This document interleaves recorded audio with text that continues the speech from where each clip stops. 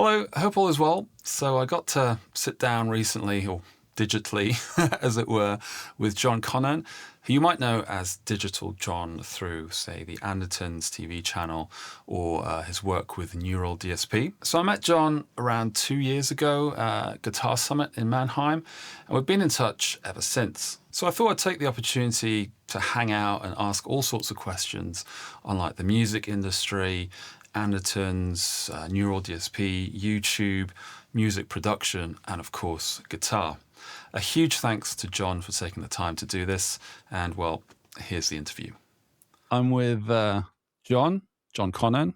People might know him affectionately as Digital John. I don't know if I got the voice right. Was that close enough? Yeah, so that voice actually isn't me, it's Oz. Have you ever met Oz from Andertons?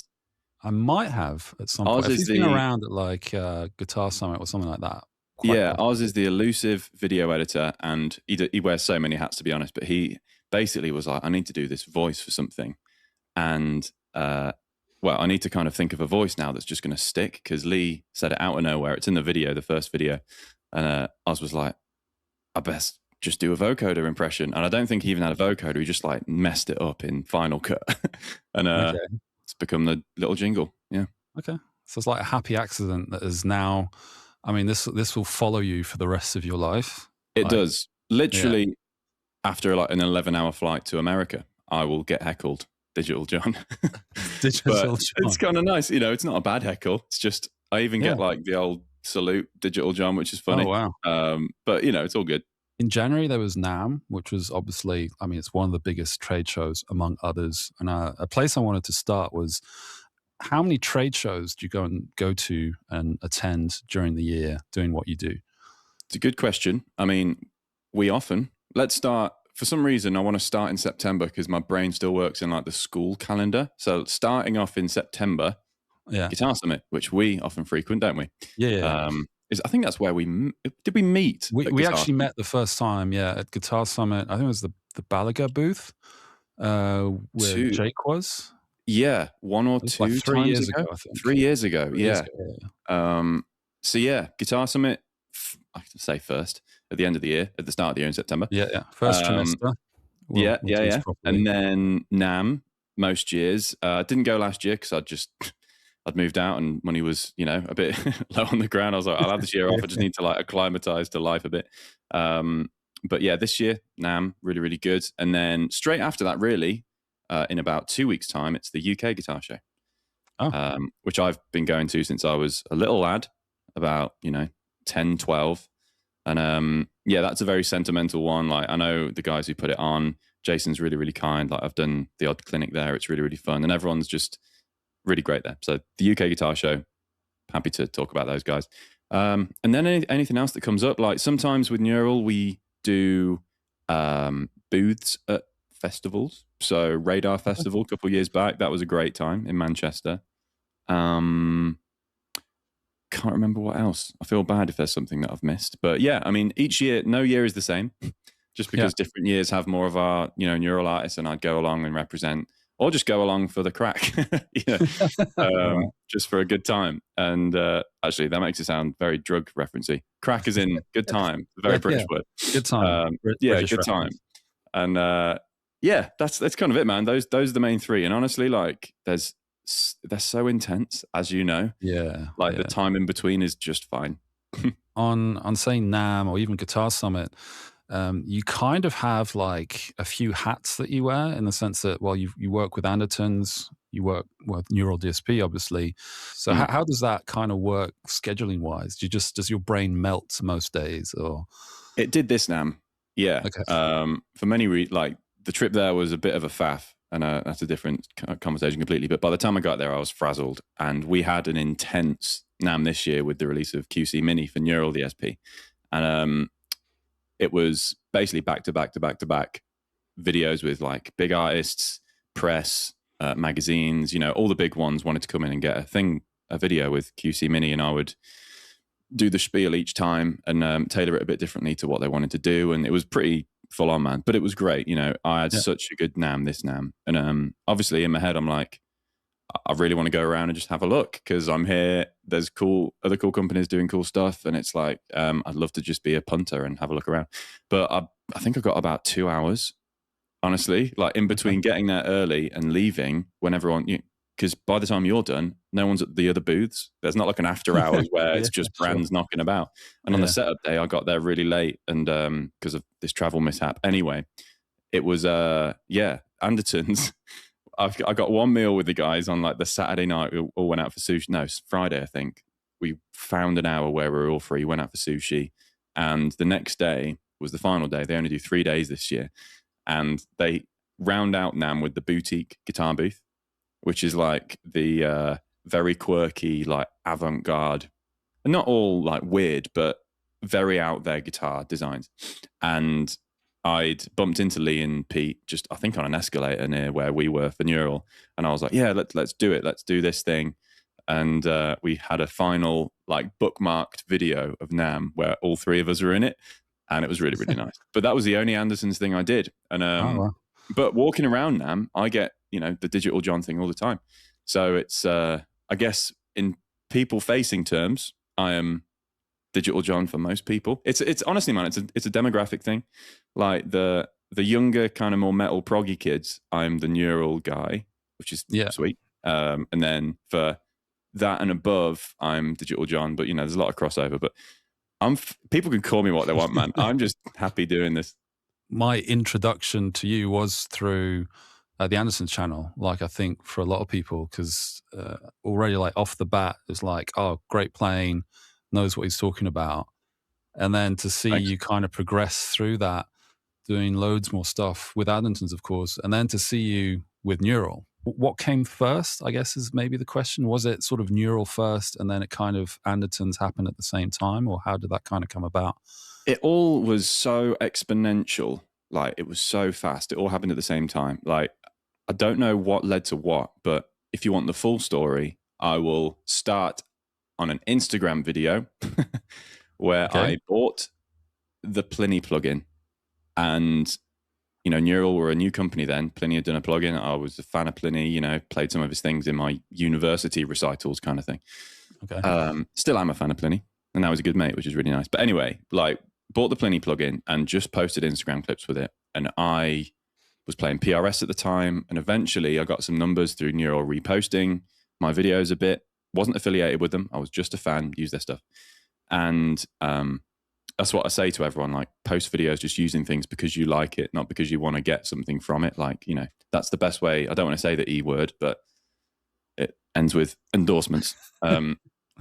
And yeah, that's the best way to do it organically and you're not faking anything. But I did that for ages. And eventually Dave Hollingworth reached out to me, and Dave was working at Dark Glass, I believe, at the time, and knew Doug from Neural through that.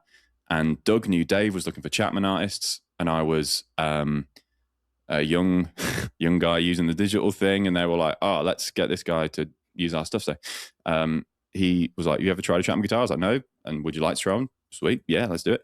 And this was right before the world shut down, in like end of 2019, and got sent a load of Chapman guitars, and then everything went online. So I was thrust into the like gear demo world all of a sudden. Still using Neural, but doing Chapman guitar demos quite a lot. And I think over time that put me on Lee and Pete's radar. And then, long story short, I'd done some stuff with Neural. Like there was an interview that I did with Stephen, the guy who was kind of doing this before me, and got a bit of exposure through Neural, but nothing life-changing. And was still, they were still a small company really, but I was very, very grateful for the stuff that they did for me back in the day. And then, I think the next thing that happened is Lee. I can remember I was teaching at a university at the time called Nexus, and I got an email in my inbox that completely derailed my train of thought, that lesson. And you get something come through on your phone that you shouldn't be looking at when you're doing something else. Oh, hang on. And I was like, Lee Anderton with like CC Pete Honora. I was like, what? And basically Lee invited me down for a day of doing videos, and I was like, yeah.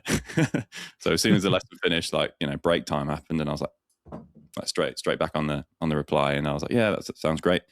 So did a day at Andertons, and it was amazing. I can't remember what we filmed now. We did like an introductory video, and I don't think it was going to be, you are our new presenter.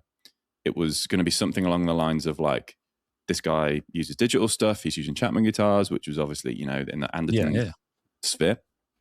So had a great day. And I can remember like me, Lee, and the guys went for a meal deal down the road to this petrol station. And over a meal deal, we were chatting about peripheral life. And he was like, this has been like such a good day. Like, you know, thanks for coming down. But like at the end of the day, people don't like you, like the audience. That's the kicker, because the audience runs or doesn't run a channel really. So I was driving home. I was like, oh man, that's like so bittersweet. So I was like, not anxious, but like, it'll be what it'll be, you know? And I, with the whole like hairdressers and barbers shutting down over COVID, I grew my hair out wearing a bandana. I was such easy pickings for people to take it out of me. Sure. And not everyone, but like 99% of people were really, really kind about the video and were like really receptive. So it went great, and then became Andertons, Digital John thing, all of that. Then I got an email from Dan at Neural DSP, head of marketing, and he was like, our guys just stepped down. Would you like to do a video with us for the new Quad Cortex update? And I was like, yeah. Literally, I'm not even joking, man. This was probably about the same month as Andertons. And I think I'd been put on Dan's radar through the Andertons video as like this new digital presenter, because Lee and Pete, as much as they, you know, love Guitar Kit, they themselves will admit, and it's a bit of banter now between us, that like they can't do it genuinely like someone who's grown up with it can, which is, I guess, what my role is. So Dan was like, oh, this new guy might be good for this thing. So I had used Quad Cortex, you know, I'd bought one prior to that, so I knew how it worked, and I really wanted to nail the gig. So put my work in, researched what the new thing was. For those curious, it was when the looper came into Quad Cortex, so this was yonks ago.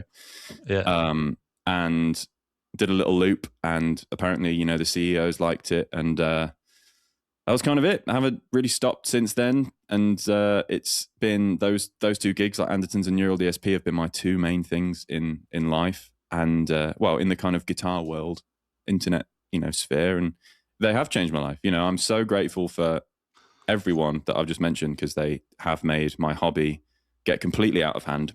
And now, I'm, you know, paying a mortgage with it. So. Yeah. Well, I mean, was that something that was that a goal in mind at some point when you're like playing guitar and doing stuff? Or was it sort of like, hey, let's kind of do this and see what happens? Well, I've kind of just gone where my curiosity has and where my enjoyment has. Like, I watched Andertons as a college kid at break time. Like, I would watch it on my phone with a coffee, and then going to see Lee in person. It's like, you know, whether you're spiritual and you believe in like the universe being full circle, whatever, I'm not going to comment on any of that, but it felt like it felt right to end up there. Not that I deserved it. I'm so lucky with what's happened, but for it to come in my email inbox, I was never going to say no.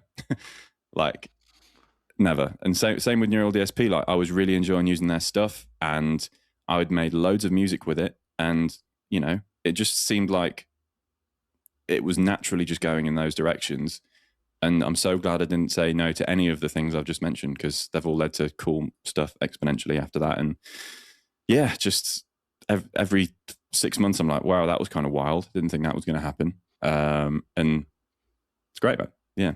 Yeah. Well, you get to, I mean, put it in these words, like you get to travel the world, play guitar, and meet like-minded people who also play guitar in the music business. So yeah, you know. And then we get to have tacos outside in Germany on a weekend once a year. Yes, once a year. Yes, Guitar Summit. That is. It's not just Guitar Summit. Yeah, it's not just some random weekend where we're like, oh, Lads holiday. Hey, John, let's hang in Bavaria or something for the weekend. We could do that, but yeah, we could. Expensive tacos, flight. Yeah, I know how that'll work out. We'll have to see. But I'll get into some, because I actually prepared some questions, as hard as that might be to believe. But I'll actually ask a very obvious one: is how old are you? We've never talked about this, but just how old are you, just to give some frame of reference. How old do you think I am? I would guess because you've entered the you're paying a mortgage, so you're above the age of 27. So between 27 and maybe 33. Is that Yeah, I'm 29. Yeah. 29. Okay. Born in October 96. So yeah, still clinging on to my 20s desperately. But yeah, man, it feels weird. And to sort of bring things back a bit, what made you first want to learn guitar? Like, what was the first? Was it like something you heard? You're like, hey, I want to do this. I want to pick up a guitar and learn to play it. Well, mum and dad both had guitars around the house. I've said this before, like, and they don't mind me saying it, but like, you know, they weren't musicians. They really loved music and they would do it recreationally and nothing else. They'd never do it for money. They did it because they enjoyed it. And I would, as a kid, crawl around and eventually strum the open strings on a guitar, go back to my Lego. And eventually, when I was big enough, Dad would show me a few chords and I'd do like the 12-bar blues, like simple stuff. And Dad would always be levels ahead of me. And I would be like, all right, Dad, I want to learn something new now. And he'd show me open chords. So that kind of elementary stuff that you learn in school guitar lessons, I'd done prior. So by the time I got to school, I felt like I was kind of ahead of the game. It felt like my thing. And kids are always competitive. Not that music should be, but I think that gave me a little internal advantage of like, I should foster this thing. And that coupled with mum and dad's recreational just love of music, I got into all sorts. Like mum was a child of like all the 70s rock stuff. Dad likes his James Taylor. I mean, they all love, there's a Venn diagram middle bit where they like a lot of stuff, but I was listening to Thin Lizzy, James Taylor, Dire Straits, Clapton, all the 70s, 60s, a bit of 80s, but really the 70s rock stuff. And it was all guitar focused. You know, my ears heard as much guitar as vocals. So yeah, that was that. And then eventually mum and dad got me a Squier starter pack, you know, the maple board, black and white Squier with a little Fender amp that had the spring reverb where you're like, if you knocked it over, it would like, yeah. And I eventually broke it because it fell on its front and the lead went in the front, like really bad. But anyway, yeah, I've had some, man, then I went onto a really awful rig, but I won't talk about it. We might go there. But yeah, so it's like mum and dad, they never forced me to do it. I just felt it was what I did after I'd done my homework. I would go and play guitar, you know. And I think anyone who is kind of struggling with, do I actually like doing this thing? What do I want to do? It's like, what do you want to do in your free time? Like, maybe it is just watch TV, sound, but like when you've got all the admin of life done, what do you go like, all right, now I can finally do this thing. And I feel so fortunate to be able to have a life where that thing is what I do to make money and, you know, live my life. So your livelihood, basically. Yeah. And it feeds itself. You know, there's the paralyzing fear of I will run out of money and then my life will fall out of line and I'll lose my house and I won't be able to eat. So therefore I should play guitar. But there's also, I really want to play guitar. This, you know, I've woken up, let's make some music and da-da-da-da-da. So it's a cycle. And there's a really good video that on the Neural channel of the function band. So Apollo. Yeah, Apollo. Where you go through, hey, these are the tones that I made for these songs. And they're very, very specific, should we say. And they really nail that tone. And it's a big part of like growing up with that guitar music. Did that really help your ear? I would imagine so, but what do you think? Yeah. Thank you. But that I think really came through producing. Like most of my time, nowadays is spent producing, where like I would make music surrounding a guitar part, you know, drums, bass, synths, all the other stuff that's peripheral to actual guitar playing.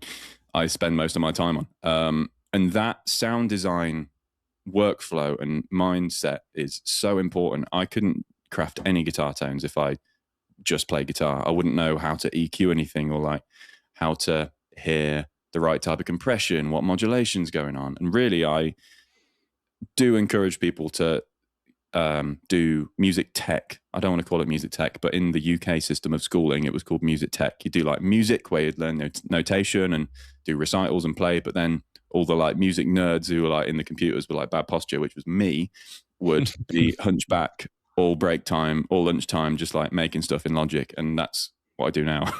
Yeah. But that, honestly, man, that was the game changer that I can really pinpoint in college, where I took up music tech and started making fully fledged music for fun rather than just recording guitar covers where I just record guitar in Audacity and slap it on an MP3 of a song. That was where I became more of a holistic musician rather than a guitarist, you know. And I think I couldn't do my neural job now without it. You know, when we did the John Mayer release, I had to do a John Mayer track, and I had to go through all the different eras and like pastiche the vibe of the drummer. What snare was he using? How did he get the ring to fundamentally like poke through the all those things you can't just do if you're a guitarist. Like, you need to go through other music stuff. So yeah, that has come through producing, really. Yeah. It's cool. I mean, I'm kind of jumping ahead. I'll do this on my questions, but like one of the things I really wanted to pick up on was the John Mayer track. I comment on it because I think it's incredible. Just the references you do to so many songs. Like I wrote some down just so I don't forget them. But like there's like "Still Feel Like Your Man" in the intro. Mm-hmm. There's "Belief," I think that's in there. There's "Neon," "Gravity," "Slow Dancing," and there's some other kind of like, I guess, references where you're hearing like continuum. I mean, you're hearing like album kind of vibes, and you nailed that so well without infringing on copyright. So I definitely did it somewhere. So my question there is like, how long did something like that take in terms of like, were you researching the different albums? Was it through memory? How did you put something like that together? Well, again, thank you. I am a Mayer fan. I know his albums pretty well. Some better than others. Like, my favorite Mayer era is Room for Squares, Heavier Things, like continuum-y stuff. Yeah. But I also love the irony of the 80s, 70s throwback of sob rock. You know, it's very Dire Straitsy. So I was like, right, I've got an aesthetic I can kind of hear in my head to aim for. So that's what I was going to do. But yeah, the trick there was trying to think of the two vibes. And most of the other releases we've done, I can pick a tempo and just pastiche quite a lot of riffs in that same vibe. Or sounds, whatever. But with Mayer, I was like, man, I need to really do this in two halves, because he's got the kind of 100 to 120 BPM kind of bangers like Belief, Neon, Still Feel Like Your Man. They're all around the same tempo, and I could reference those quite effectively in that range. But then you've got the slow 6/8, like blues, Gravity stuff, because he is a blues guy. So yeah, that was a compositional challenge, because I had to also go from like D major to A flat major, which is a complicated, but I'll save the nerd stuff there. But it was really fun, honestly. It was like a challenge, because I knew where I wanted to end up. I've had a lot of memories with these tracks. Let's just rip them off in hopefully a tasteful way, and just try and find my way through it. And it was the end of the year. Like, we had a big year, and I really wanted to make it good for the release. You know, like the guys and the people who worked on that thing, they've done such a good job. And if I have the task of showing it to the world in a musical end result kind of way, I want to do them justice more than anything. And I'm glad I could do that. And, you know, Mayer, I think, saw it, gave me an Instagram like, so I'm like, big man's approval. There you go. Job done. Made it. Achievement unlocked. Yeah. So I was like, sweet, cool. That was that. But honestly, man, that part of the neural thing is my favorite part about that job. Apart from, you know, being able to travel around the world, meet cool people, and just do other cool stuff. Like, if it's just me left to my devices making music and doing that, I'm in my element there. It's so much fun. Did you have a lot of time to put that together, or was it like you got 3 weeks or 2 weeks to do this and to do a track? Well, I had it on my radar technically for about 2 years, since when they were like, right, we're doing a John Mayer plugin now. Like, I could have started thinking about it then. But I think it was, I mean, probably in time spent working on it, 2 days, but it was kind of split over. I would do a full pass of the drums one morning before I had to leave for a gig, and then the next day I would do like the acoustics and just kind of do it like that. And I'd written it in my head. I'd kind of just done a scratch track, but it's also like, I do a lot of my work in coffee shops on my laptop. I'm the guy with a laptop and like this load of hard drives sticking out of his laptop. Like, what is that guy? It looks pretty sus, to be honest, but I will just work on it anywhere and kind of do little bits of stuff here and there. So it was about to 2 full days, like 9 a.m. to 9 p.m. like of work on it. But, yeah. A lot of like the neural plugins, like releases, you've done a track pretty much for a lot of them, or at least from what I've seen. I think like Nolly's maybe one. Oh man, yeah, I can't remember the first one. Yeah, Nolly, Misha, loads more. Honestly, it's been a bit of a blur. Yeah, there's quite a few. So, I mean, I would think maybe the John Mayer one was probably the one with the most kind of pressure on you being such a fan. But how'd you go from that to say, okay, one for Nolly, one for Misha? What's the thought process behind that? Do you reference, say, in Misha's case, like bulb, periphery, and things like that? And for Nolly, there's obviously, well, peripheries in there, but there's a whole catalog of like production kind of stuff. So what's your angle on like doing stuff like that for those plugins? Well, thankfully, again, I was a periphery kid in college. I kind of went through the punk Dream Theater and eventually get into like prog metal, where you just like you want more heavier. Your brain threshold increases. So I was big into periphery. So I digested a lot of that in my time. So the Misha one, I basically ripped off like Periphery 2, Alpha Omega stuff. And he was fine with that. He joked with me about it when I saw him at Guitar Summit that last time. But it's kind of funny when people are like, yeah, you ripped this off. And I was like, yeah, I'm sorry. But also thank you for making cool music. So yeah, that was that. But then with Nolly, like I was lucky in the sense that he has so many video demos online. It was just like, let's kind of take one of these vibes. And I think I took like a bare knuckle video, same sort of tempo. And that was about it, where the drums were going. And I just pastiched it. I think drop C, there are certain things like tunings. Tuning's a big thing. Like periphery are very drop C related. I think Nolly's and Misha's are both in drop C. I know they use 7 strings and more, but the big bangers that I knew were very drop C related. I think in Misha's there's it's really a Mark Holcomb chord of periphery, the like minor 11 thing. Just, these watermarks musically of all these artists, I try and just take all the big hitters and just cram them in somewhere tastefully. And people, I guess, pick up on that. So. Yeah. And they've done the hard work. They've crafted things that are unique to them. I just need to like recognize them and nab them, put them in a track. Yeah. Does it make it easier that there's a plugin for it, if that makes sense? Because in essence, the time that you would have spent sort of like, oh, okay, what amp, what speaker and stuff, it's like, well, it's that plugin, it's doing that sound. It's already like pre-curated almost. Does that make things easier? The other very handy thing, like when Nolly's made presets for Nolly sound, sweet. I just need to play it well. And Mayer's, I don't know if I had access to Mayer's presets, but like, man, I had a Silver Sky, thank you PRS, for that. And if you just plug a Silver Sky into it and dial in a few little tweaks for certain things, it's like, that is the sound. It's really, really easy. And that's not me trying to big up Neural, but it is that easy. So yeah, again, the hard work there is done. It's just about crafting a musical, more composition that ticks the boxes. Yeah. So for, say, production stuff, because when you started in college, how old were you when you first started doing music tech stuff? I bought Logic just after I finished my GCSEs. So how old are you? 16, I think, when you finished your GCSEs. So I can remember getting a Mac, the big desktop boy, and a Logic in that. And I had a Pod HD at the time, the black one. Still got it. Yeah. And I just did like Avenged Sevenfold covers and stuff with that, learning how Logic worked and all that kind of thing. Were you using like Logic, like built-in plugins to do everything along with just recording, or? Yeah, I bought Addictive Drums. That was the first plugin, the first third-party thing I ever got, because drums in those VSTs, those DAWs just weren't hitting hard enough. Like, I wanted that aggressive, punchy metal thing. And I think I'd already had an ear for production before I got into production.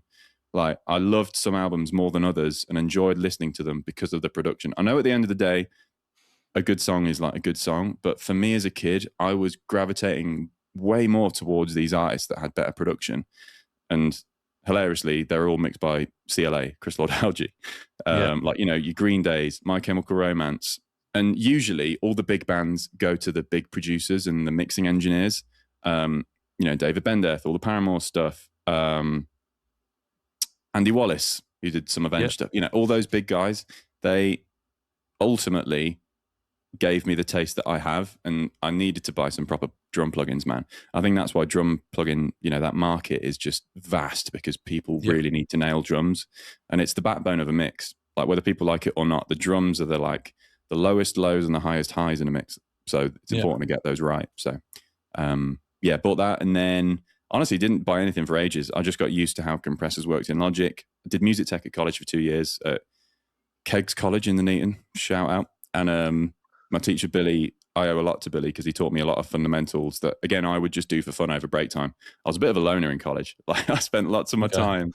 I got one of my best friends ever. I met him in college, a guy called Alex, phenomenal drummer. But I spent most of my time either with Alex, just talking about periphery, or making stuff in Logic. And that was honestly so fundamental to what I'm doing now. Yeah.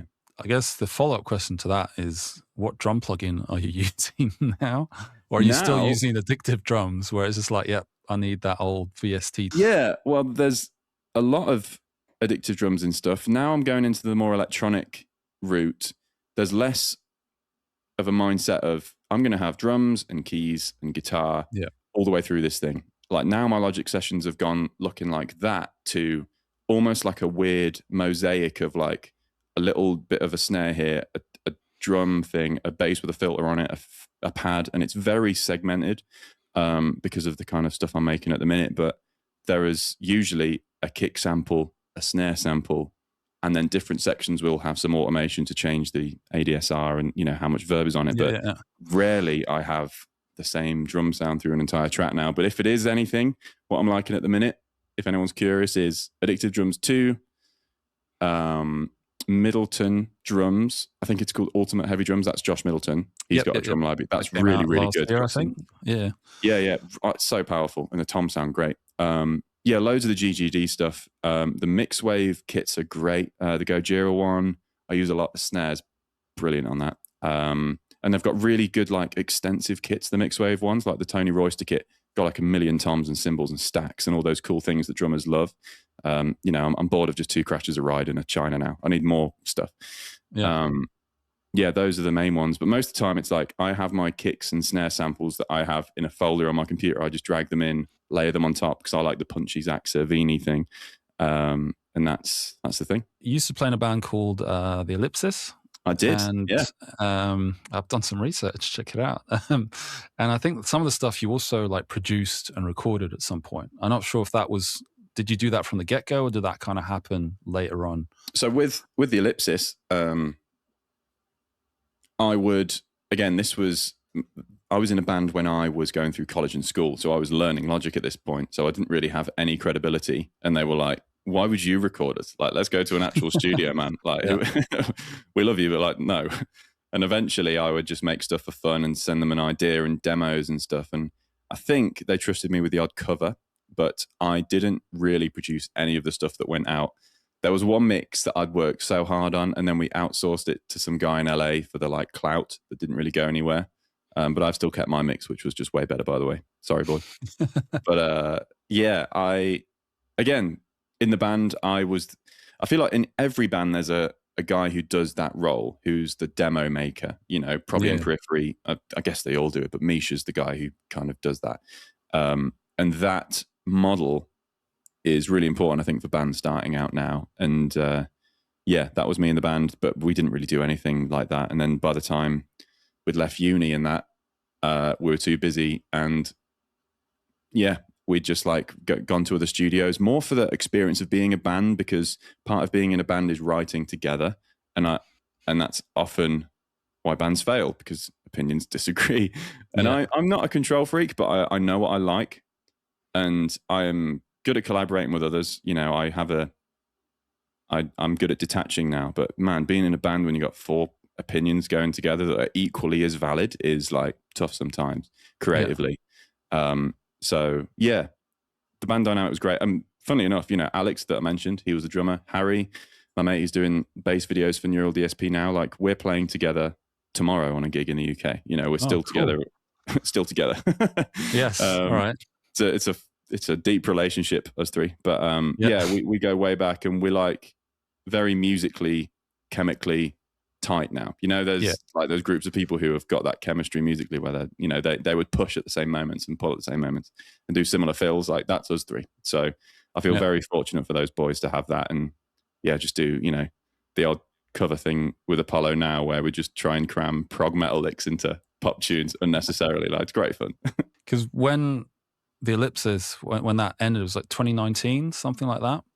Yeah, end of 2019. Yeah, summer 2019. Because following on from that, like you started bringing out like your own stuff. I think you brought an EP at the fortunate timing of the start of COVID. The two weren't linked. I'm not trying to suggest that. It's unfortunate time for you because like, hey, you're bringing something out that you've worked hard on, and then the world shutting down and everything's going to online and stuff. I put 2 little singles out. Again, they were very instrumental, guitar-y kind of vibes, and still up there. First Things First was the first one, and then Push and Pull, just kind of ideas that I'd have thrown around, and brought out my first EP called Is This Thing On? I think. Yeah. Wow. My brain hasn't gone here for a while. It's interesting. It's all right. And that was, that kind of with Chapman and with COVID gave me a bit more credibility as an original music guy rather than someone who did videos on Instagram. So if anyone's listening and they want to do stuff that propels them, make music. Because you've got an original thing that you can market and companies can leverage and milk you with. Sorry to be crude about it, but it's like you have something that people want.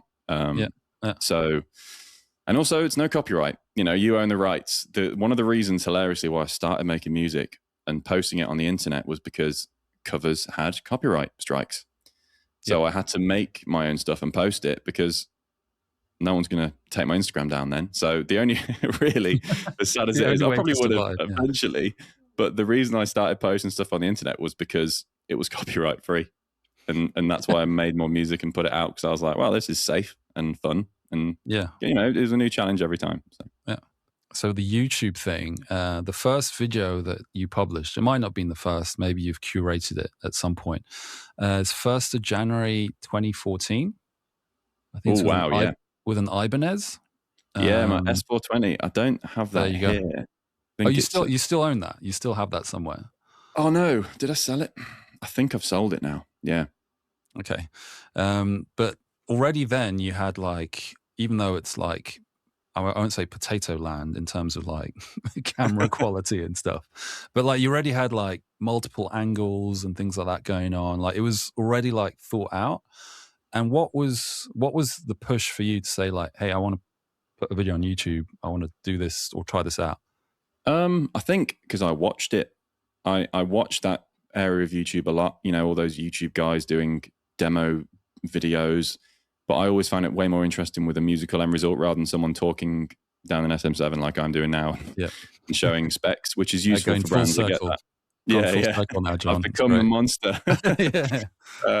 But I wanted to, again, just be creative and make music, and I was figuring out Logic, and it was just that period of time. I can remember I did that at half term in college, that video. I remember it vividly. I'm pretty sure I'm wearing a Periphery shirt in the video. That's quite possible. Well. I'll have to look at it again. Like a P2 Periphery shirt. But I was, I don't know, 16, 17, just enjoy making stuff, and did that. I think I did a Schecter one. Yep. And then put out this thing called Friday Funk, which is like just me jamming over a very Daft Punk style. It's like Random Access Memories. Like that album kind of changed my life, and I discovered funk guitar, like Nile Rodgers style stuff. Up until that point, I was just power chords and chug riff. And distortion. Like I'd never really dialed it back. So that was my attempt into the kind of, I don't want to call it fusion. It's not, but it's basically lower gain lead language. So that was fun. Didn't really make anything for ages, and then eventually put out, I guess, original tracks down the line after that, after the band. Like the band was my main musical focus, and college and uni take up a lot of life. I didn't really have much in the tank after that. And then everything went on Instagram. So, Well, were you recording most, like the guitar tones for a lot of that stuff? Was it generally kind of sort of, not in the box, as you'd say, but kind of like pods or Line 6 or, modeling it was stuff? Back in the day, all Line 6, I think. I had that black pod HD, the kidney bean. Then it was the rack version. I had an absolutely obnoxious rack at some point. It was a 12U shock proof rack. So 12U, by the way, is it's about that's massive. Yeah, it's like a big thing, like awkward with wheels size on. to carry. No, no wheels. It didn't have wheels, mental? Man. It was, and it had the most brutal handles on it. They were like sharp edges, so like wheeling it across a field at a festival was like exhausting, and it had so much dead space. And I think I just had that much space for the sake of I might put stuff in down the line, and it was stupid. I had a 2, maybe 3U line 6 pod rack, power conditioner, a tray that had nothing in it, the power amp at the bottom, and then like 6U of dead space with nothing in it. And I was just, and even though it was not, there was a gap, it was still so heavy because the power amp is heavy and all the other rack gear was heavy, but it was the size of it more than anything. It's like carrying a boulder. So that was a stupid rig, but that was my recording rig as well for a while. And then, honestly, what did I use after that? I think I used, so then it was basically university, and I didn't bring the 12U rack to university much. So I used the amps that were there, and they were like the PV Bandit and classic, like very middle of the road, can kind of do everything amps. Didn't really have a rig. Honestly, man, it's kind of embarrassing, but I was out of the gear game for a long time. And it wasn't until the Andertons gig where I was like, oh, I need to know what gear is out again, because I was 8 years out of the game. Honestly, I don't think I've ever really said that, but I felt a bit anxious of like, I don't know what brands are about anymore. I've just used what I've used, and I haven't really cared about gear. I've just cared about making music and chord changes. So yeah, I think I've got my finger on the pulse now, but I was a bit dumb. Yeah. But was that helpful ultimately? Because as you're using less gear, you get to know it a lot better. Because now we're kind of sport for choice. Like you're essentially buying almost like, be it plugins or hardware and stuff, you're getting a buffet of tones, and you might not necessarily know, like, I've never played through, say, a Vox before, but maybe that's something I want to try, or maybe all I hear about are, say, rectifiers, but I've never played through. That kind of your entry point to gear. I'm 44, so I've like experienced amps in rooms. I sound like a dinosaur, but like back in the day when there was amps in rooms and stuff. But these days it's sort of like, how do people get into how stuff sounds? Because essentially you're getting like a really good model of a Vox, of a Marshall, or things like that. Yeah, well, I think you've just hit the nail on the head. Like for me with that Pod HD, even though it wasn't a Bogner or a PV or whatever, the main character of that style of amp was in the digital version of it. Yeah. So, off the top of my head, I thought that this was, 15 years ago now, but I would associate the dual rectifier with this very thick, woolly low end, similar to Bogner, but it had like a different mid-range, and it was also way more scooped than a rectifier. PVs were quite, this is a silly guitar word, but like I would see them as clacky, like they're very bright and abrasive, loads of transient.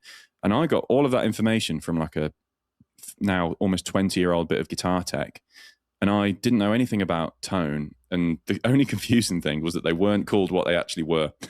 So a boogie would be called, a dual rec would be called a tread plate or something, I think, on the line. Tread plate, that's the one. But even then I was like, it's like you have this entire menu of most of the world's most famous bits of kit to just cycle through, and you get a good idea of what they sound like. That was really, really helpful. And now, with all the digital kit, it's basically there. Like, there's very little, or at least there's not enough difference for me to care.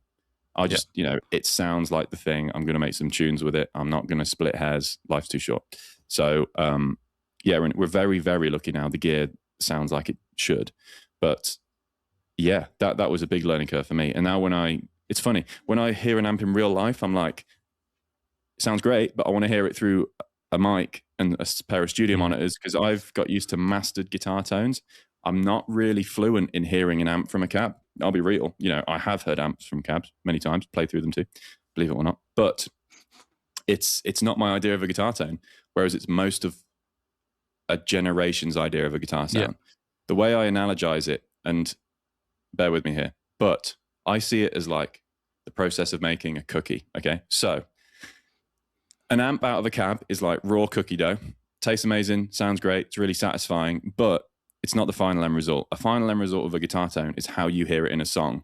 And ultimately, you've got to cook the cookie dough. You've got to put it through, a mic and a cab and bake it into a track. And that final end result of the EQ is so much more different than how it sounds coming out of a speaker. Like the mic is part of the EQ. Like the cab is as well, but the mic and what it goes through the preamps, the mastering on the master bus of the song is part of the guitar tone. So that's how I've heard guitar tones, and that's how kids my age and even younger are like, this battle between digital and analog. It's almost pointless because it's like we're not hearing the same thing in the first place. Yeah, we're not aiming for that. So I've just tuned out of it. I'm like, life is too short to joke about it. Well, it's not too short to joke about it, but it's too short to get angry and like, digital versus analog. It's just like, make music, man. Just chill out. Yeah. No, I mean, what you said definitely resonates. It's also like, even between kind of like digital units, in that I think we're basically at a point where I kind of relate to them as sort of like they're different doors, if that makes sense. They can all do the same thing. It's just the workflow is going to be different. And then, connections obviously and things like that will be different. But in essence, you're getting the same kind of result, with differences, of course. But it's just a case of like, where is your workflow faster and what gets you a kind of better result? Because you can tweak to your heart's delight within a mix, especially to get to that point that you want to get to, Yeah. I think it's just whatever creates the least amount of barriers for you to do what you want to do musically is the way you should do it. And for me, having all the palette of sounds I need in front of me in this amount of real estate going into a computer is so easy to make music with. And, if I have to think about miking up a cab, wheeling it in, moving the sofa around just so I can get the right mic place, it's like, I'm already exhausted and I hate music now. Like, I don't want to make anything. So for me in my life, that's perfect. But some people, they just want to create that that thing out of a guitar cab and just enjoy it in a room. That's fine. That's equally as valid even. But I want to make music at the end of the day. And the digital thing is the best way that I found to go about it. Yeah. Do you think that just based on how things have developed, say in the last 15, 20 years, that maybe when people are learning guitar at a certain level, that the audio engineering aspect should perhaps be more of a part of it? And I say that in the sense that, these days, if you take any of like the big modelers or things like that, you're given the choice of like, oh, this is a cab and these are mics that you can place around a virtual cab, and then you can add an EQ, you can add a compressor. A lot of things of which people, back in my day, sorry, I'll sound like a dinosaur again, but it's like you plug into something, you turn it on, you got a sound through a cab, and at a gig, someone else will mic it up. But now when you go to a gig with a modeler or something, you're giving them what your setup is of like a finished tone. Yeah. And I think there's a lot of maybe kind of guitar education at some point. Yes, you can learn through YouTube, but there's a big part of that where it's sort of like you're left to your own devices, if that makes sense. Like you got to push through it 100%. On your own. Yeah, the guitar tone mindset of sound design is a very small bubble when you zoom out and look at further audio. Like guitarists think guitar tone is a guitar, threw some things on the floor into an amp, and that's kind of where sound design ends. But the thing about the digital world is that is, you zoom out and see your rig, but then you go, okay, what's after the actual cab? Like, is there EQ? Is there compression? Is it stereo?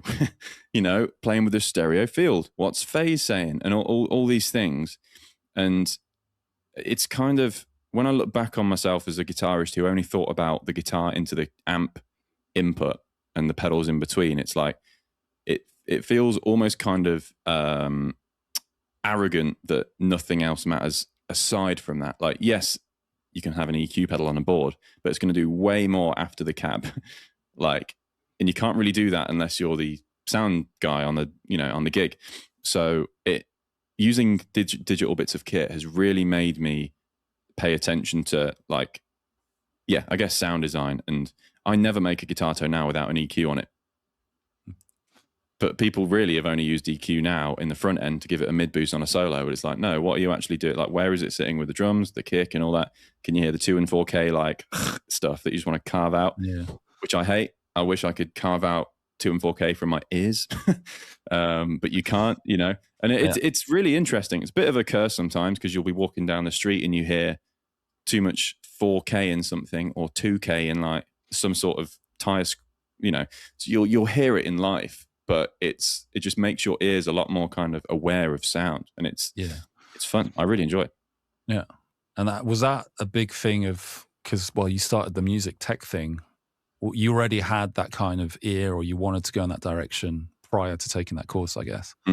Yeah, I've always been a bit of a nerd, and I feel like my ears are my strongest thing musically. Like, I'm never the fastest player in the room. I've never tried to be, but I felt like the guitar and my ears are like my 2 strongest ways of translating music that I want to hear. And I've got pretty good at sound design on a guitar now. My next thing is like trying to get good at synthesis. I'm pretty capable with synthesis, but synthesis is just a complete other world than the tiny little guitar bubble of sound. But yeah, my ears really, you know, they're my theoretical understanding, really. I couldn't do anything without that. They've helped me create guitar tones, make music, and your wider ear training is so important. And, you know, scales are great, but just get good at learning what else is going on. I think context. Context is the word I'm looking for. Thank you. I was kind of fishing for some in there, but yeah, just having a wider context as a guitarist is so important. And I think that's also like a downside to quite a lot of music education nowadays. Like, institutions, and I've taught in a few of them at this point, they love to put all the guitarists in the guitar room and all the bassists in the bass room, and, you know, horn players in the horn room, whatever. At my university, I went to Coventry, and I was chatting to more brass players than guitarists. And I would talk about the harmonic series, and like, if you have a fundamental note, how, like, you know, they think in harmonics rather than we think in a guitar pentatonic box. You know, they think in that kind of thing. It's so much more fascinating, and that opened my eyes really to just how wide music is, and it's really, really fun. Multi-instrumentalists kind of understand that, but I'm not a multi-instrumentalist. I just like finding out all these different approaches and workflows to music that different people have in their practice. It's really good to do, I think. So you studied music at university, so that was your main degree? Yeah, ever since GCSE. I mean, hilariously, I think I got a B in music at GCSE just because the course was ridiculous. And I got an A star in English language. And on paper, I should have done English language, but like, I barely read. I mean, I do read, but like, not enough that I listen to music, you know? Yeah. I would have done English language if I was passionate about it in the same way I am as music. Anyway, long story short, GCSE, I was like, no, still going to do music, mum and dad. Let me do it, please, please, please. So I did music at college, and music and music tech, crucially. Like, most of my time is actually spent doing music tech. And those 2 things, I absolutely tunnel visioned. Did geography and chemistry, but plan B, you know. And I also hated geography was great. I was good at them at GCSE, but like, it's just so much writing. It's exhausting. So gave those up, and then did a music degree, and tried really, really hard. Like, I've always tried hard at school. I'm quite conscientious. I don't like failing things, but I was kind of glad by the time it was done, because I could just get to work in this world. And yeah, I don't want to say music education is futile. It's not. I was aware of way more stuff because I went to music education, but the stuff I'm doing now, I could have done that 3 years earlier. But, you know, the friends I made, the experiences I had, you know, just being a student and being a bit stupid sometimes they're so valuable as life lessons. And yeah, I think people should go to university for that reason more than anything, and just, you know, live life a bit before you join the machine of content making musicians and stuff. But nowadays, you know, it's not that bad. It's good fun. I've landed on my feet. Yeah. When did you get a first endorsement? Like, and what was it? I'm guessing you remember, but like, what was the point where, you know, some companies were interested in what you were doing, were like, hey, we want to collaborate and work together? Well, the first company, and they won't mind me saying this, was G7 Capos, and I love them. I've got them literally right in front of me here. Very funny story. Again, it's who you know. Tommy Luce, who is like artist relations at G7. Have you ever met Tommy? I'm not sure. I don't think so. No. No, lovely guy, amazing guitarist as well. But he marked my performances at Coventry Uni, so he was aware of me as a musician and a guy who played electric and acoustic and all this kind of thing. And I was aware of Tommy just through that. But like everything nowadays, you never just do one job in music. You've got loads of stuff going on. He worked for G7 as well, and I think we got talking after a while. And I'd done some acoustic videos on Instagram and got some traction. And Tommy was like, very nicely, do you want a custom engraving of a capo? And he sent me 2, I think that one and another one. And I was like, is this an endorsement? In my head, I didn't ask that. I was like, wow, this is kind of cool. I got them for free, so I guess it kind of is. And I'm still very thankful. And yeah, so G7 gave me my first ever recognition as a musician that a brand wants to, I guess, partner with. And it was from a friend basis, but I think I'm fine in saying I'd proven that I was worth something like that. Tommy knows loads of students that play guitar. He didn't, give free capos to loads of kids. But I still am. And I say that to them. I'm like, very grateful for you guys. So G7 first. And then, no one for ages. I don't know what people call an endorsement nowadays, but people call an endorsement when you get a like on Instagram. Technically, that is them endorsing what you're doing. But like, endorsement has more gravitas in the guitar world or music world. It's like, these people pay me money, and it's way more complicated. But I try not to think about it like that. Everyone is a person on the other side of an Instagram DM. It's like, are we friends? Is this mutually beneficial? Am I giving something of value to you if I use your thing? Hopefully I am. And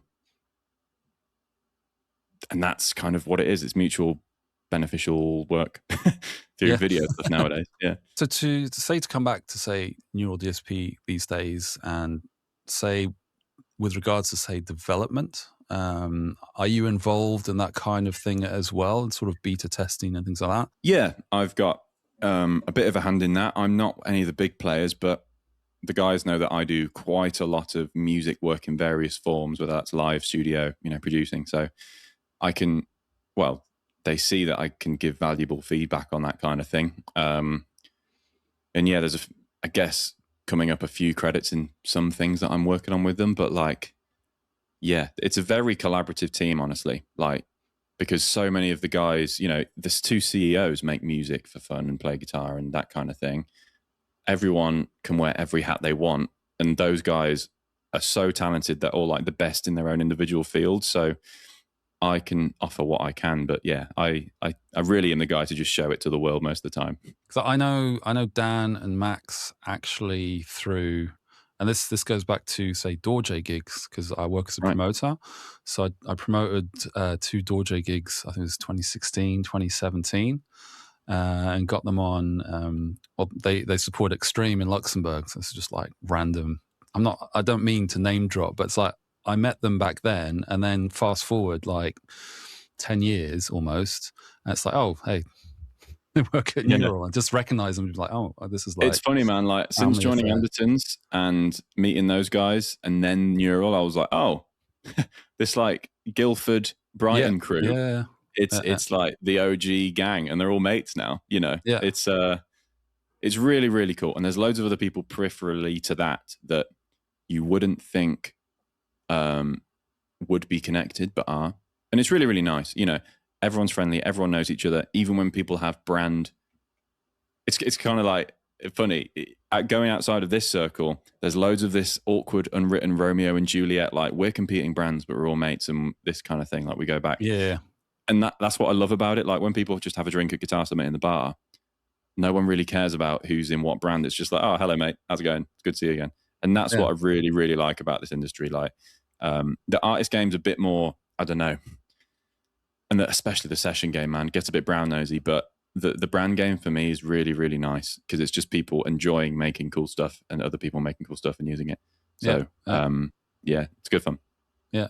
No, I had a conversation with Eric from Line 6, because he was at Guitar Summit, and just talking about stuff that I use, and then things that I use to make music, and it's all good. It's all like, oh yeah, that's great. I like that stuff as well, and it's just this really open kind of minded conversations about stuff where it's like we're all trying to get a a better version of the guitar tone that we have in our head. I think that's probably the best way of putting it, because you're always tweaking on stuff, you know.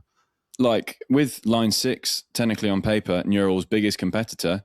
I said this to all the Neural guys in a bar. Like, I have so much respect for Paul Hindmarsh of Line 6, who's technically doing my gig for them. Paul sold me my first ever bit of digital kit. It was a Pod HD, that one I was on about. He sold me that at the UK Guitar Show.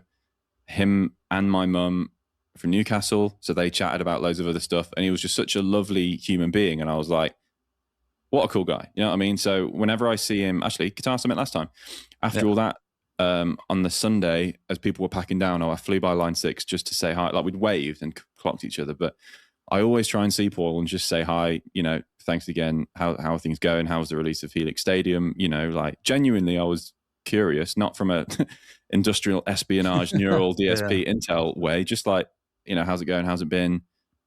And just be a human being about it, because so much of the internet is detached. I think that's what's great about those trade shows. It's just people being people around people. So yeah, Line 6 and Paul, a lot of respect for those guys, because, you know, they started me on my digital journey. But I'm now with all the Neural team, and it's just so sound. It's really, really fun. But it's funny how things line up like that, really. But yeah, it's sort of like, it still feels like a family affair to some extent, where it's sort of like, oh, it's still, these people are still around and doing the thing that they've always been doing up until now, and that you're a part of this as well. Like, you're part of that world, and you're on like a, you know, it's all a level playing field, and it's just like, oh, I know what you're doing, and they're aware of what you're doing, and it feels nice, I guess. Yeah. I mean, I hope there's no competition. I'm just saying with everyone, I think life's too short. I mean, even like Dario, I like at Guitar Summit this year, someone comes up to me. I had no idea who he was, and I was like, "Hi, I'm Dario. I'm from G66."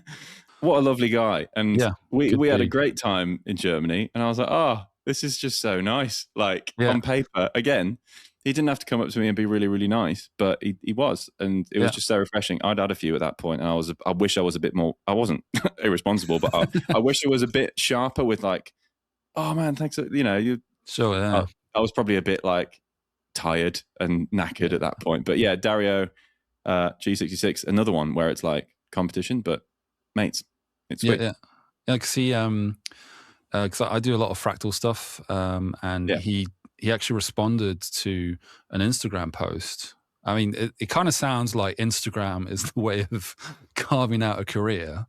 It kind of is nowadays, man. Yeah. But yeah, he basically responded to a story saying, "Yeah, hey, I'm at Guitar Summit. Who else is here?" And he said, "Hey, we're here. We should meet up." And he recognized me already through videos. And while I was eating, like, I mean, maybe your timing wasn't great, but I was in the middle of eating a really kind of greasy sandwich. So like mid bite, like, he comes up and says, "Hey, how you doing?" I'm just like, "Oh, yeah, hello." But yeah, no. Well, I mean, you saw those burritos, man. I had quite a few conversations falling out of a burrito, so I know your pain. Yeah, it's like Digital John. He likes his Mexican food. Digital John fights a burrito in 4K broad daylight. Yeah, man. Can't wait. I'll have another one right now. I love that. I was going to ask, one last thing was actually on QC Mini. Yeah. How early was that, like, an idea? If you can talk about it, of course. How early was that an idea or a discussion of like, hey, we kind of think this is something cool to do? I would love to know when it started. I first heard about QC Mini as like, this is what's happening next. That's usually I'm at that part of the kind of schedule with people where it's like, right, this is the plan, and it's roughly scheduled for this time of the year in this quarter, whatever. Maybe about a year ago, there was a whiff of it, and like, I'd seen a picture in CAD, I think, but it all happens very, very quickly. Once it's all kind of scheduled and that's the plan, that is the plan, and then it just happens, and then we've got some beta units to use and beta builds of the core OS and the operating system, and we film the video. And oftentimes it's like, especially with NAMM, it needs to happen by NAMM, so everything's gonna get done by NAMM. And with Christmas and everything being a bit of a quiet time, it was tricky, especially right after Maya. So it was a tense one, but we got it done. We always do, and it's gone down amazingly. You know, it's been such a cool couple of weeks, and I love QC Mini. I'll use it on a gig after this call, I'm going to use it on a gig.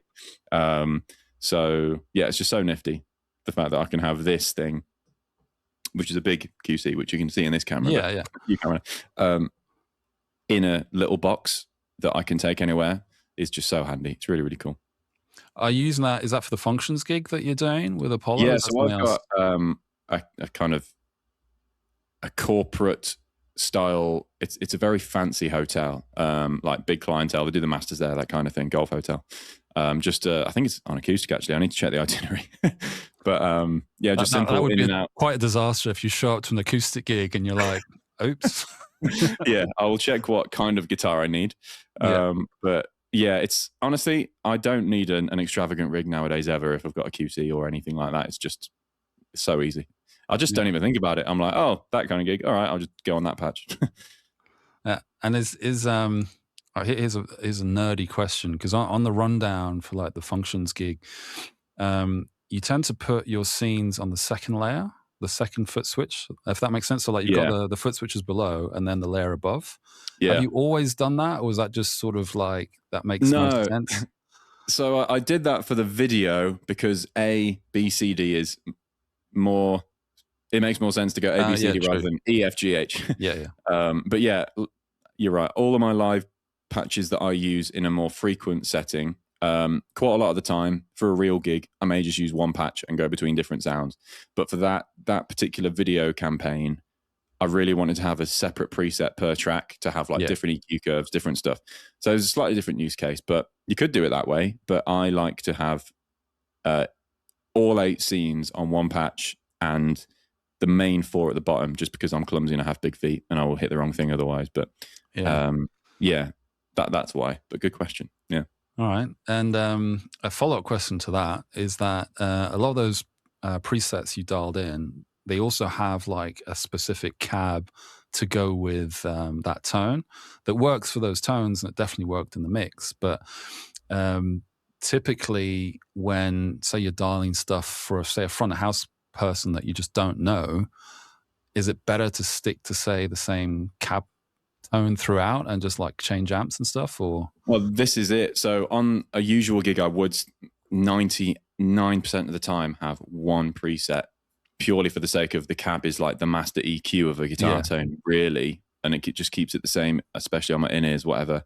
But yeah, for that project, again, like there was a mixing engineer that I trusted. I knew it was going to be a lot more in the box production, so he would have time in post in Pro Tools to mix it and make it maybe some sweetening or something, but there was very little corrective stuff done to it. So again, it was like each track needed its own personality, so that it necessitated having a different preset, and that's why the video is about an hour and a bit long. But yeah, it was a proper bit of work, man. But it was fun, because each song needs a different character, and a Motown guitar tone is going to have a lot more of a boxy 1x12 sound than a 80s Bon Jovi 4x12 Soldano, I think, So, and then I think the most proud I've ever been of dialing anything in ever was that Sweet Child of Mine guitar tone. It was so close when I was dialing in. I was like, I'm amazed I've done this without an EQ. I did some research. It's a really weird tone, man. Like it's a Les Paul, so a dark guitar, but then the Marshall, I think it's a 2203. There's a lot of mystery around the Appetite for Destruction sound, but I think it's a really abrasive 2203 tone, like loads of treble, barely any mids, but then something about the bass is like really high, and it's like, if you look at the EQ, it looks awful. Like, who has dialed this thing in? Yeah. But when you pair that with the Les Paul on the neck pickup, it just sounds really, really bright and clean, and it's got a lot of attack to the note. And Sweet Child of Mine, that guitar tone, there's nothing else going on in the intro. So I was like, I've really got to get this right. That was my thought watching it, because I was like, all right, you're up where there's like less money. That's the term. You're up on that part of the neck, and that riff is tricky at best, and to play it clean like you did is just sort of like I could see like the beads of sweat, sort of like, all right, I got to nail this part. Yeah, well, so Sweet Child of Mine, that was my like in school. I spent a lot of time. Oh man, year 8. How old are you in year 8? 12. When I was like 12, getting into like soloing, I was really into Sweet Child of Mine and like Slash, because everyone's like, oh, top hat guitarist. That's like the big guitarist they all find out first. I really learned Sweet Child of Mine. So I'd literally spent 20 odd years prepping for that one moment. Well, not 20, my maths is awful there. 15 odd years prepping for it. But yeah, it was really about the tone, man. And the cab is a huge part in that. Like if you change the cab, the tone just goes out the window. It's completely different. But also the right tool for the job. I mean, the QC is a big part of, it's almost 90% of my sound, but having the right guitar is also super important. Perks of the job, like absolutely. But if you're going to do a slash thing, you can't really do it with a Strat. It's not going to do the thing. And the way I like to analogize it is, and this will enable people to buy more guitars, I'm sorry, but you need every size screwdriver in the set, because one day you'll get a screw that you can't do anything with. And, with a Neural gig and the Andertons, I want to do a good job for the task at hand. Of course. So I try not to double up on guitar types now. I've got what I need. So yeah. Did you have an ES335? Is that going to be in the stable at some point? I've picked up a 355. This thing, sorry, extracurricular. Okay. Right. So my friends at Gibson, shout out Ben Scar, lovely man. I was down there a bit ago filming some stuff, and I saw this in like the artist room upstairs in the Gibson garage, and it's basically a 335 style thing. Apparently, it's a 355. I don't know why it's different. I don't know what makes it different, but it had some weird appointments like. This shouldn't be black. I think it should be tortoiseshell. The dials on it shouldn't be those dials. I know you can change them. It's got a kind of inspired by Gibson headstock. So even though it says Epiphone, it's got a satin finish. So we just had loads of like one-off things that I really, really liked, and said to Ben, like, what about that one? And he was like, yeah, have whatever you want, do a video with it, or just, you're welcome to buy it. And because it's an Epiphone, it's not loads of money. Gave me a little rate on it. And it's great. It does the kind of honky hollow body 335 thing. So really enjoying this at the minute. Yeah. Is your collection now more based on I want these guitar tones rather than specific I don't want the whole range. I don't want 5 Stratocasters, if that makes sense. But I want, say, one of. It's not even a trifecta anymore, because there's so many different types of big guitars that make iconic sounds. And is that part of your stable now, where you're like, I'd like one of these and one of these to kind of make things work? You can kind of get anywhere with a Strat, a Les Paul, and a Telly. Being real, like that will cover most of the ground you're going to ever cover. Even just a Strat and a Les Paul, I'd say. Because you can kind of fake a Telly with a Strat sometimes with the right EQ curve. Yeah. But a Telly's its own thing in its own right. But now I just try and get stuff that is sentimental for a gig or a time in my life, or really rare and worth having if I get the chance, or just a cool tool. Like there's this Bass 6, the kind of Squire absolutely nail it nowadays with cool stuff that people are sleeping on. Like, the JM Black Baritone. Yeah. Like that, they're like really 4 figures now. And I got mine, I can remember I left uni, got it from GAC, rest in peace, in the UK, for like 350 quid or something. And I was like, why has no one bought this? It's like a blacked out double P90 baritone. What? And no one had bought it. And I bought it. And now it's gone up. It's nice to see the numbers rise on them, but they're a bit of a cult classic now. They'll probably, I can imagine them reissuing at some point, just because, like the Hello Kitty thing, where it's like, well, it's sort of the kind of money it's bringing in. Well, that's why I made that Balaguer. Like the Balaguer is based off that JM, but with the Balaguer playability. Like the Squire is a Squire. It's not the most watertight of guitar builds. Nicely put. Yeah, it's a great guitar, man. I love it, and it sounds fantastic. It's just a bit exhausting to play for a long time, but the Balaguer is so smooth, it feels like a little Telecaster. It's great. What's coming up next, and say the next, I guess, 6 months for your life, or John in general, or what's kind of coming up? I want to make more music and get it out. I mean, I'm making music every day.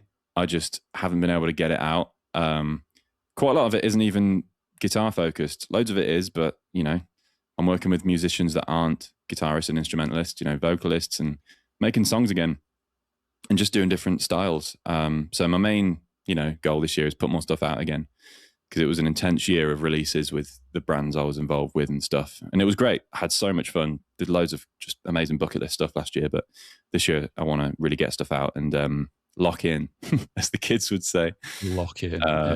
Yeah. Level up. I mean, I'm loosely locked in right now. But yeah, just make more stuff. And it's weird, man. Like every 3 months or so, something comes along that's 3 months away. And then that cycle repeats. It's like, oh, that's cool. And then look back on the year like, that was a cool year. So that's my macro goal. Make more stuff, put it out. But I'm sure stuff will come down the line and I'm down for it when it happens. Yeah. Just think it helps that a lot of it is in video form. It's not something we talked about just yet, but the fact that your online life is sort of like it's on videos everywhere. So you can look back at last year and say, oh yeah, there was that, there was this, I did these videos and these things kind of came out. I am trying to document stuff more. I brought a videographer friend of mine with me to LA, Ben, and he filmed some bits. And I want to try and get more of the, I don't know, like you say, I want to document it, if anything, just for myself. Like when I'm 80, I want to be able to look back on, like, especially this time in my life when stuff's just really cool and just be like, wow, that was fun, wasn't it? So yeah, document more stuff. And yeah, it's a good point, actually. Like we haven't really had that luxury before other than black and white photos, which don't really say much. But for better and for worse, my life is going to be eternally documented on the internet. Yeah. Most of it out of my control. Yeah. As digital John or your other persona, corporate John, when you're doing those like corporate gigs, that can be the other name on the card, nice to meet you. How you doing? Get yourself a man that can do both, right? Yeah, that's what they say. In any case, I just want to say a huge thanks for your time. Like we met, 3 years ago or so. Yeah, I've lost track of it now. Just randomly, the Balaga booth, I think it was. So we just started talking, and just kept in touch ever since. Seen each other every year at Guitar Summit. So the fact that you took the time to do this and get to hang and talk outside of Guitar Summit, I really appreciate that. And all good, man. Thanks for your time. Well, I appreciate your time asking me on. It's fun to mentally go through all this stuff. I haven't been there in a while. So appreciate it. Been good fun. Cool. Thanks a lot, man. Take care. Oh, my camera's just bear with. It's all right. What's it doing? I'll just upload the last minute, and that'll be the YouTube video. Yeah, well, man struggles with camera in 4K. That'll be the short. That'll be the teaser for the actual thing. Just like, hang on, mate. Hang on a sec. I gotta look at this.